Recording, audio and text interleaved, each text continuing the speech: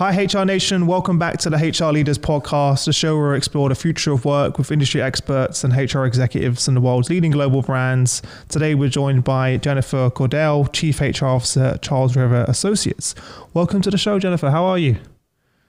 I'm good, Chris. Thank you so much for having me. Nice to see you. Nice to see you. And super jealous, by the way, for anyone who's watching the show. Behind you is actually your office, right? Which looks to me like a five-star hotel. Yes, it's lovely. It's the lobby of our Chicago office location, which we renovated about 2 years ago. So. It looks pretty amazing. I wouldn't mind spending time there working. Before we jump in, tell everyone a little bit about yourself personally and your kind of journey to where we are now.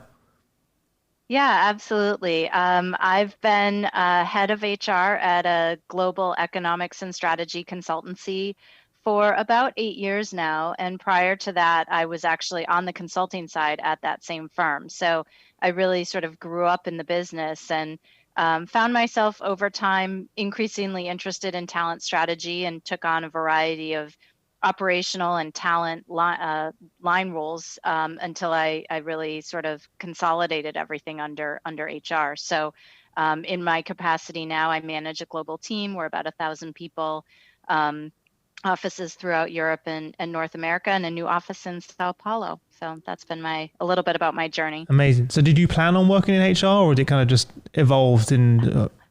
I did not, although it's interesting. It's sort of, when I look back now, of course, with the benefit of hindsight, I see that when I was little, I always was sort of managing the work of my friends.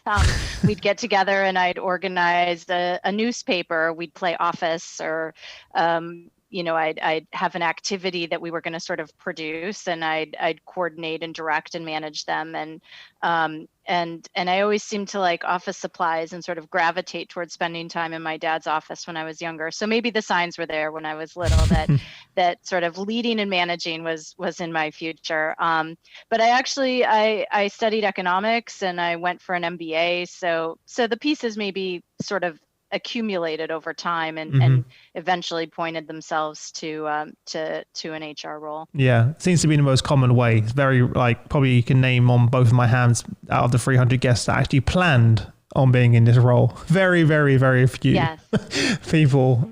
Well, and it's interesting because I know there's a lot of really terrific academic programs that focus on HR, organizational behavior. There's a lot of literature that's emerging about sort of management as a field of study. But I also think that so much of what HR executives bring, the ones that I really admire and see as really effective, is they bring really practical business experience and sort of an understanding of what it's like to be on the receiving end of talent strategy. And so maybe for that reason, it's almost a feature and not a bug that many HR executives emerge from the business as a result of that. Yeah, you're 100% right. Most of the CHROs I speak to have come from other parts of the business, whether they've worked in sales and operations. Actually, I just recently interviewed the chief HR officer of Lego, and he hadn't done a day of HR, and then he came from the sales operations side straight into the CHRO seat. Right. But it was his background of really truly living and breathing the business that he brought. That's the value he brought into the seat. And then for all of the other sort of technical areas, he's like, Chris, I hire great people that know more than me. That resonates a lot. That really does. Yeah. So what's been going on with you and the team? How have things been? Kind of what's the focus for you now for the next sort of 6 to 12 months? Yeah, it's a little bit of a broken record, I'm sure, for other HR executives, but we're very much focused on return to the office and sort of how we're thinking about our strategy there and our planning, and of course work around inclusion, diversity, and equity has also really emerged over the last probably 9 to 12 months for us as really sort of a C-suite level and board level priority. So those are a couple areas. And then of course, I would say a third big priority is the continued adaptation of talent strategy to what has been a virtual environment. And at the same time, our firm has continued to grow. So we've really wrestled with what does it mean to onboard, integrate, assimilate new people in a virtual world and have them feel connected to our overall talent mission, when some of the things that we relied on by virtue of being together are no longer available to us. So sort of the adaptation of talent strategy has been sort of a third. What does it look like going forward is sort of a third prong. Yeah. So you're one of a few companies that have already come out and made a hard stance about returning to the office. How did you come to that decision? And what were the main reasons that you decided to return to the office? Yeah, it's not an easy, it's easy to say and hard to do in sort of having a point of view about it. And I do want to start by acknowledging, a lot of the trade-offs that I think are sort of well documented. People enjoy, and myself included, I have a family. I enjoy not traveling and not being on the road and not having the commute and having that time with my family. I have never felt busier, but I've also never had as much consistency to my exercise routine as I have in this past year. So, there's certainly some benefits to that. I know that there are people who are choosing to be closer to family during this time, and that's appealing. So this sort of idea that you can work from anywhere and be productive, I think, on the plus side for us, we've seen productivity continue, and we've always had a very a really exceptional workforce. And so the issue of sort of trust and monitoring as it relates to people working remotely was not something that was really top of mind for us. We really had a lot of confidence in our colleagues as professionals and their client orientation. What I think we've seen on the other side, and where we've sort of wrestled with the trade-offs, is first of all, just from an individual perspective, all of that time at home comes with a cost. And there is a lot of focus on the blurring of boundaries between work and home and the impact that has on your mental health. And I see it in myself that not having that commute, you don't break up your day and kind of give yourself a mental space to recharge. And so that is something that we're hearing from individuals. They feel more isolated. They feel like they're always on. Sort of the pressure of work and work-life flexibility and balance is not easily maintained in this environment. And I think what we're also finding, and there was a lovely piece in the Wall Street Journal last week about sort of the intermediate relationships that are lost during this remote environment. So certainly the people that you work really closely with, you keep working with them, and you have a foundation for a relationship that is already very strong and built over time and built over trust and repeated interactions. But what you don't have is sort of those intermediate relationships where it would feel a little strange to schedule a formal call, but it's the people that you see in the hall, the people you see in the lunchroom, the people you see in the elevator. And those relationships are really suffering. And what there's been some research emerging about sort of the value of weak ties and the role that plays in your network and your own personal satisfaction. And also that's sort of the feeder system for strong ties. That's where you start with acquaintances and those build into deeper relationships. And without that kind of space, it's very hard to integrate new people. It's hard to grow. It's hard to preserve culture and mentorship and collaboration. And I think that it's easy, because we are still so productive, it's easy to say, I can be just as productive at home. But it's the metaphor I use is you get used to the artificial light, but it isn't the sun. And so I think we have to realize that something is being lost in terms of our ability to sustain and really thrive for the longer term beyond sort of this time. So for those reasons, we are going to reach a point where we will want people back in the office and engaging with their colleagues, building those relationships, mentoring and developing others. And it's really sort of that mid-level that really needs that. They're the ones that mentor the more junior staff, and they're the ones that apprentice to the more senior people. And that's really where the future of the firm is. So we have a pretty strong view. Again, it isn't an easy conclusion, but a pretty strong view that's pretty critical for that future of the firm to have access to those relationships. Mm-hmm. Yeah. And obviously, given the fact we're talking about this on the podcast, I'm assuming this has been announced. Yes, it is. we had an all-company meeting last week, and I think the thing to say too that is that is also a hallmark of CRA, which is something that makes it tricky in practice, but is something that's very special, is that we are a firm that tries to support each individual and their family and personal needs. So this is sort of the aspiration and the goal, and this is where we see ourselves getting to, but the journey there will be flexible and adaptive to individual circumstances, because certainly people have personal challenges and things that they're going to need to wrestle with, and we always want our colleagues to feel supported. And it isn't going to be, I mean, we often say we went to a virtual company literally overnight. I mean, it was, we had everybody in the office, and then the next day everybody is at home. It isn't going to be like that in the same timing on the way back in. I'm glad you mentioned that, because there may be some people listening going, wait a minute.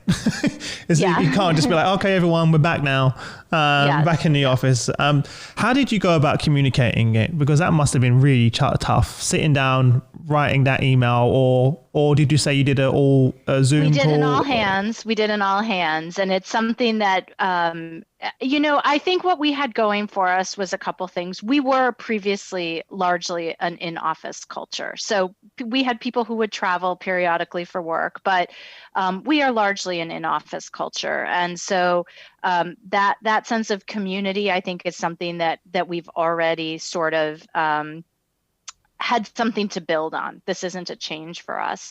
And we've been speaking with leadership over the past few months about our aspiration to be together again in person. And we always say the words, we will be together when the time is right. So providing that end goal state, but also acknowledging that the journey is going to be a little bumpy, and that's how we're working towards it. So it's really been sort of leveraging our other leaders, leveraging the history that we have, and then again balancing, because it isn't, again, it isn't sort of a one size fits all. Everybody can just pick up and come back tomorrow. We have certainly, like many people, who have relocated or made changes to their living circumstances or their childcare circumstances, and we certainly understand that as well. But I think it's really just been that positioning consistently for a several month period. Yeah. So you don't think people were surprised? I don't think surprised is the right word. Yeah, the right word. I mean, again, yeah. I think what is tricky, right, is I think there are going to be people whose circumstances have evolved, and they will want different decisions about how they structure their life and their personal circumstances, their living locations. And so I think that's something that we'll have to address individually with folks. Yeah.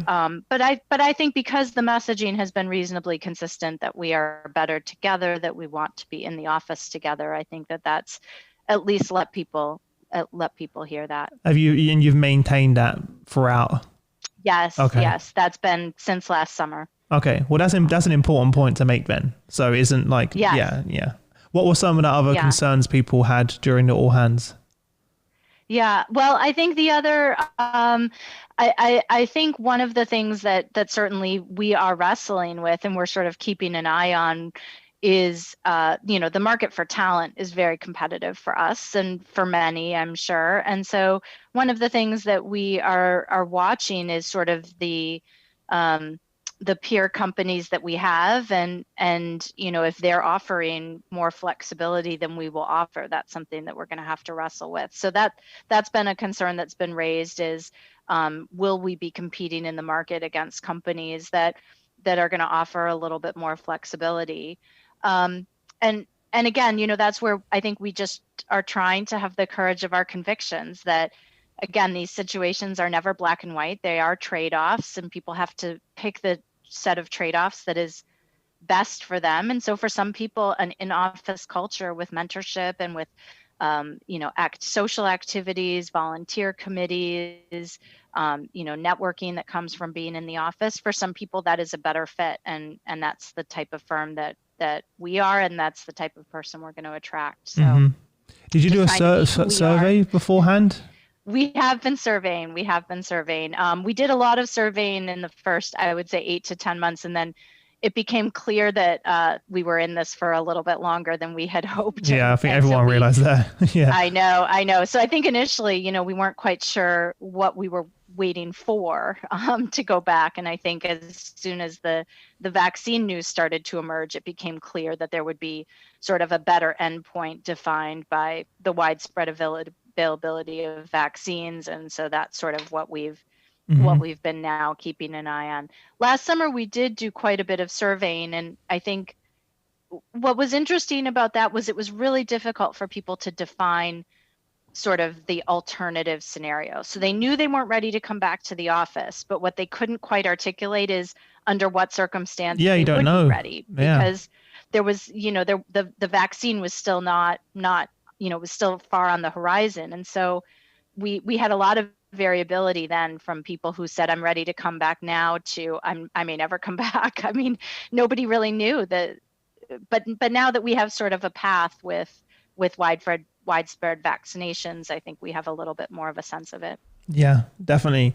Is it a completely hard stance in terms of like even some of your most senior top talent, whoever it may be, they can't work remotely? There's no exceptions there? Because I'm sure people have been like, well, is there exceptions? Yes. Well, yeah, and I would say, we're not a firm that is so rigid in that way. So we've certainly had exceptions to date, but they are a minority, a small percentage of people. So, I think what we have asked of individuals is, and we've asked of our leadership, is that it is a small exception basis. We have some considerations that people need to put in place to make sure that those exceptions are considered fairly and thoughtfully, that there are, so we have sort of a process for that. But I guess what I would say is, our senior leaders are really the ones who have the most to give in the office in terms of the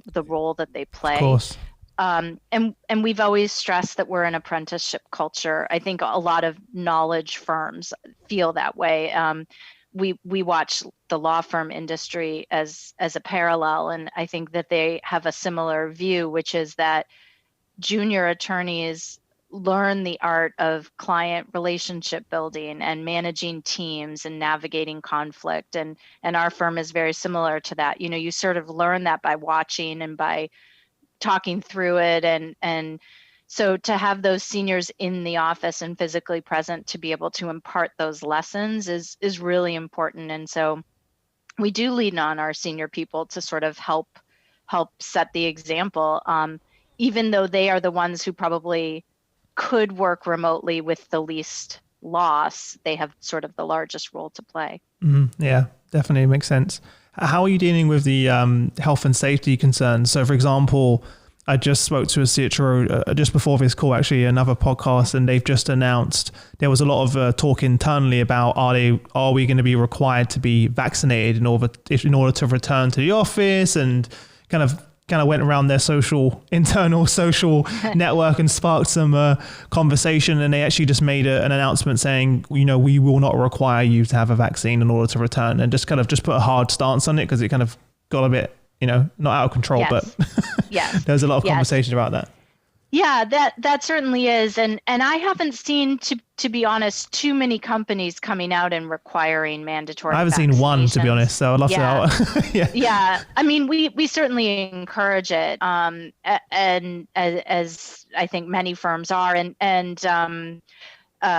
we have protocols for right now. Our offices have stayed open, but we have some limitations, capacity limits for people to go in. It's been ebbing and flowing with local guidance depending on where the office is located. I know we have a London office, and the restrictions on working from home have evolved, and so we adapt based on what the jurisdiction requires.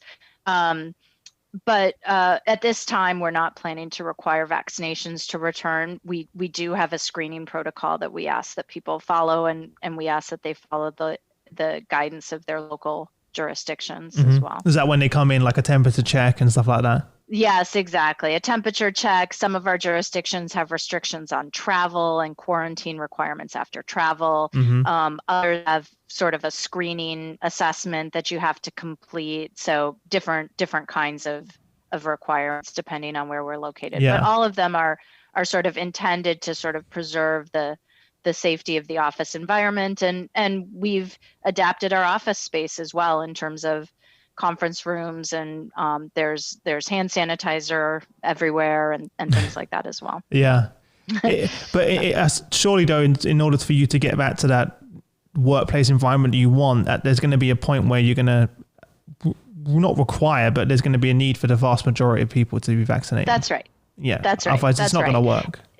That's exactly right. And I think what we actually are hearing, because part of what I also am doing is just sort of ear to the ground, is that I do think there is sort of a very slow but accelerating increase in getting back to the office. And this goes back to where I started, Chris, which is that there's a lot of our colleagues who are really tired of being at home and tired of not, even before the show started, we were chatting a little bit about how nice it will be just to see people. And, there are people that we have who live alone or they live with roommates, and they sort of miss that social environment of being together. So I think it's going to actually happen more organically than we maybe fear, because I think that the reasons for us to want to be together are compelling, and they aren't something that we just sort of made up, but they're sort of grounded in who we are as colleagues and people and how we want to interact with each other. And so I think we're going to see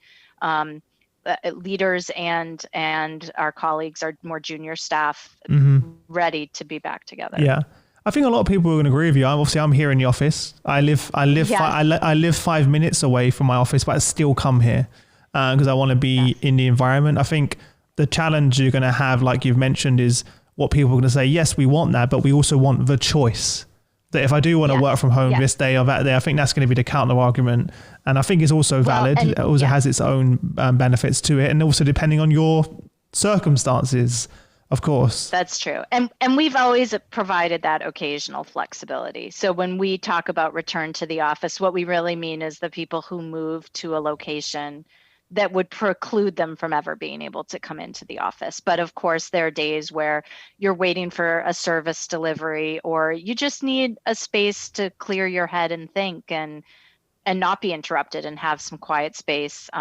Although I know our colleagues with families, that quiet space is no longer at home because everybody is at home with them. But certainly we've always afforded that flexibility. And I think that's actually one of the trickiest and most nuanced parts of this, Chris, which you sort of addressed a little bit, which is the communication, which is how do you communicate a strategy that is on the one hand and on the other hand? And that it would be easier if it were black and white and we just said this is the requirement, but trying to message in a way that's very consistent for the firm, but also very adaptive and sort of accommodates and lets people know that, we have never been a one size fits all firm. Is very challenging. There's a lot that's challenging about sort of the tension of mass communication and scalability versus bespoke and one size fits one. And we wrestle with that daily in myriad ways. Mm-hmm. Are you relying and sort of training and communicating through your managers, I'm assuming, and their teams, because you can't reach everyone?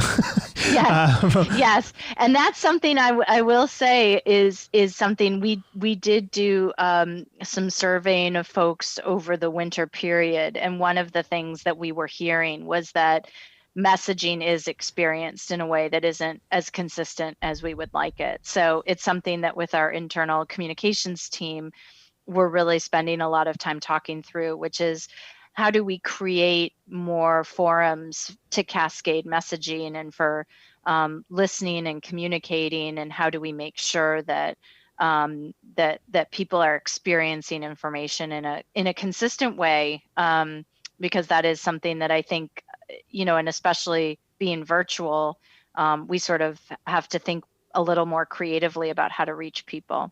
Mm-hmm. So was there any the debate around timing of communicating this? I'm just thinking, yes. I bet that was quite all tough. the time, all the time, because things are changing so quickly. Yeah, right? exactly.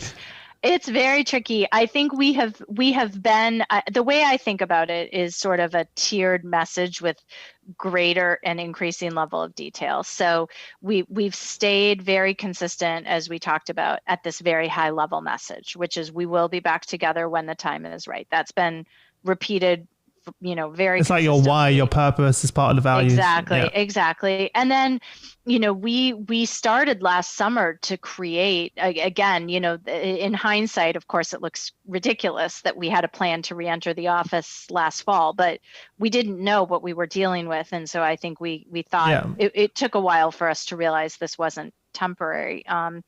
And so we we then created sort of a series of reentry teams that gave us that distributed leadership to help with messaging. But then we never really activated them because it turned out we were status quo longer than we thought. But we have sort of a distributed leadership infrastructure that is sort of ready. I almost liken it to it's like the IV, and we just have to fill it with medicine when we're ready. But the IV has been placed, and we're ready for it. But to your question about timing, I mean, I think the best we can say right now is we will give people 6 to 8 weeks notice of when we think we're at a tipping point to say, okay, we're ready to start to build back to the office. And the factors that we're looking at, like I said, we're looking at vaccination availability and rates. We're looking at community spread. We're looking at local jurisdictions. We're looking at the return to school for our families with children.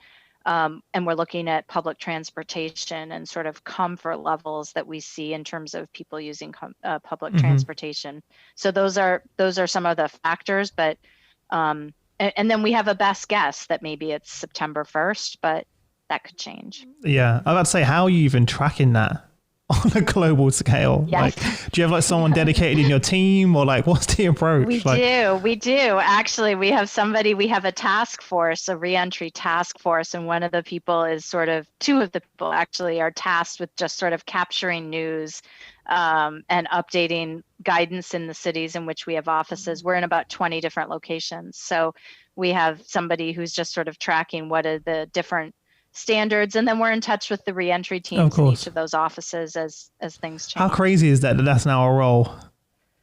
I know. I was just thinking that as I was saying that this is a whole structure. It's you wouldn't have thought you needed, right? Yeah. Do you think they're going to continue after that? Some, not obviously to the level you need it now, but do you think there always is going to be these task force now that exist in companies? Because in the past, that was never a thing, right? Right. Like, do you think that's going to be a part and parcel of org structure in a way? So I would say that there's probably three things that we will take from this that will continue as we go forward. Certainly the enterprise risk management approach, right? And the emergency responsiveness, we've sharpened that over the last year or so. And that encompasses health and safety, but also things like cybersecurity, which has always been a top priority for us. We deal a lot with confidential data, personally identifiable information. We are subject to a lot of laws, including GDPR, so that's always been a priority. But sort of the enterprise risk management and emergency responsiveness is something that we've really sharpened. The second is that I think we've gotten more attuned to how we integrate new hires, because we've had to sort of formalize what was previously informal during this time, when you couldn't rely on sort of the accidental encounters and sort of the social cues that come from being together. So we've actually gotten a lot more directive than we used to be. We used to say, check in with, we have onboarding partners or mentors, and we'd say, check in with somebody who's new. Now we say, call them once a day. We're just much more prescriptive. And people have actually appreciated the clarity that comes with that. So I think we'll keep more sort of directedness, but also maybe a little more structure than we had to how we thoughtfully adapt and sort of integrate people into our firm. And then the third area that I think we are really thinking about is, what does the future of communication and information flow look like?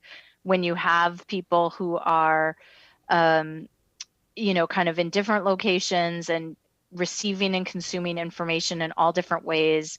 I think all of the tools that have now become much more ubiquitous in terms of, Zoom and Teams and Skype and all these different channels and approaches, I think we're going to be more expansive and sort of creative about how we reach people. And so I think that for us will also be sort of a disruption that happened that we're gonna take with us. What's been the biggest kind of learning moment for you personally during all this? Because it's never been really more of a challenging time, has it, for HR leaders? No, it hasn't. And it's funny because I often will say I don't think I've ever slept as hard as I sleep every night, just from the intensity of the days. Even though the hours aren't quite so long, definitely a sense that you're wrestling with sort of the well-being and and layered into it is we have a number of people in our CRA family who have had COVID or who have relatives who have passed away or been very ill. And so there's also this reality that this is a life or death situation for some, and that strikes deeply, I think, for us. But I think one of the biggest learnings that I have taken is actually the infrastructure that's in place before a crisis is worth investing in, because it's the infrastructure you draw on when you're in the crisis. And so I think about the things that we did previously that worked well. Our corporate leadership team was well connected, and so that continued seamlessly. I think that we had things that we weren't as good at before that we then couldn't draw on. It was hard to sort of build the infrastructure at the same time, and we talked a little bit about sort of the cascade of communications. I think we had been a little more casual about that, and so we didn't have that to lean on. So I think what it's really crystallized for me is during a crisis, you draw on, if you want to handle a crisis well, you have to prepare beforehand. And you have to really be prepared to draw on what you've put in place. Because when something is going as fast as COVID was going in the beginning, in terms of everything changing so rapidly, there was really no time to sort of zoom out and think more strategically or long term. You just had to sort of adapt in the moment. Yeah, no, you're completely right. Well, look, before we wrap up, I'm going to jump into our quick fire round. So I'm going to ask you 5 questions. I'll do this for every guest, and you have no longer than 30 seconds to give us some amazing answers. Okay. Are you ready? All right. No pressure. Yeah, no pressure. What was the number one thing that was holding you back from becoming a CHRO? My own recognition that this was what I wanted. I'm embarrassed to say that along the phases of my career, I had always raised my hand for the next big role when I saw the opportunity, and I didn't raise my hand for this. Somebody had to tap me. My CEO had to tap me. So I'm embarrassed that I didn't sort of piece that together. I don't think you should be embarrassed. I don't think most people chose the path. It was chosen for them, or they had a leader that saw that in them. So I think that's pretty common. What's the best piece of business advice you've ever received? It sounds so trite, but I think being curious is really important, and being humble that you may not have all the information. So I feel like in my life, I'm always trying to understand where people are coming from and trying to move them. And I can't do that if I don't ask good questions and be really open to hearing their responses. Mm-hmm. How would your family describe what you do for a living? They think I fire people. You're like, I tell them what to do. They don't really have a totally nuanced understanding of what the head of HR does. Yeah. What's a common misconception people have about you? That's a hard one for me to answer. I don't have a witty answer, because you're not supposed to have a witty answer. Yeah. I know. I'm quite a transparent person. I actually think I'm quite an open person. So I think that what you see is sort of what you get with me. I'm not sure that there's hidden depths that are undiscovered. But that could be a misconception, though. People, the misconception could be true. that people don't know that you're very transparent and assume perhaps that you're not. That's true. That's true.